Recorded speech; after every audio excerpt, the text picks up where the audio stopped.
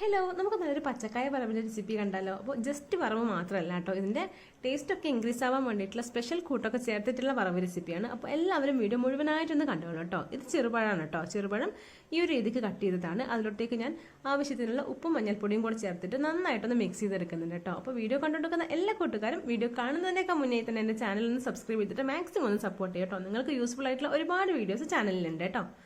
Next ഞാൻ ഒരു പാനിലോട്ടേക്ക് ചീനിച്ചട്ടിയാണ് കേട്ടോ എടുത്തത്. നല്ല വെളിച്ചെണ്ണ ഒഴിച്ചു കൊടുത്തിട്ടുണ്ട് കേട്ടോ. വേറെ ഒരു ഓയിലും യൂസ് ചെയ്യാൻ പാടില്ല. വെളിച്ചെണ്ണ മസ്റ്റാണ് കേട്ടോ. വെളിച്ചെണ്ണ ഒഴിച്ചിട്ട് കടുക് ഇതുപോലെ പൊട്ടിച്ചു കൊടുക്കുന്നുണ്ട്.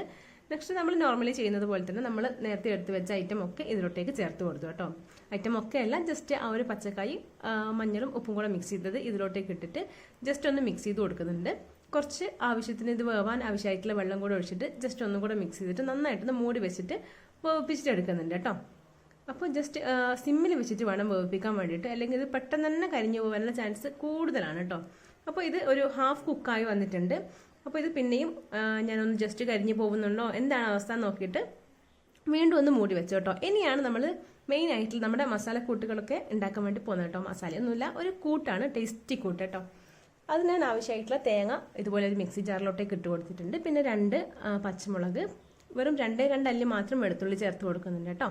പിന്നെ ഈ ഒരളവിൽ സവാള, പിന്നെ ഒരു സ്പൂൺ നിറയെ ചെറിയ ഉള്ളി കൂടെ ചേർത്തിട്ടുണ്ട് കേട്ടോ. ഇത് കുറച്ച് കൂടിയാലും ഒരു കുഴപ്പമില്ല, നല്ല അടിപൊളി ടേസ്റ്റ് ആയിരിക്കും കേട്ടോ. അപ്പോൾ ആവശ്യത്തിനുള്ള കറിവേപ്പില കൂടെ ചേർത്തിട്ടുണ്ട്. നിങ്ങൾക്ക് ഇഷ്ടമാണെങ്കിൽ ഇതിൽ കുറച്ച് ജീരകം കൂടെ ചേർത്ത് കൊടുക്കാം കേട്ടോ. ഞാനത് ഇതിൽ ചേർത്തിട്ടില്ല. എന്നിട്ട് അതൊന്ന് ചതച്ചെടുക്കുന്നുണ്ട് കേട്ടോ. ഇത് ഇങ്ങനെ തന്നെ ജസ്റ്റ് ഒന്ന് കഴിച്ചു നോക്കാൻ വേണ്ടിയിട്ട് നല്ല ടേസ്റ്റാണ് കേട്ടോ. അടിപൊളി ടേസ്റ്റാണ്. ട്രസ്റ്റ് മീ ഗൈസ്, എന്തായാലും ഒരു തവണയെങ്കിലും ഒന്ന് കുക്ക് ചെയ്ത് നോക്കണം കേട്ടോ ഈ ഒരു രീതിക്ക്.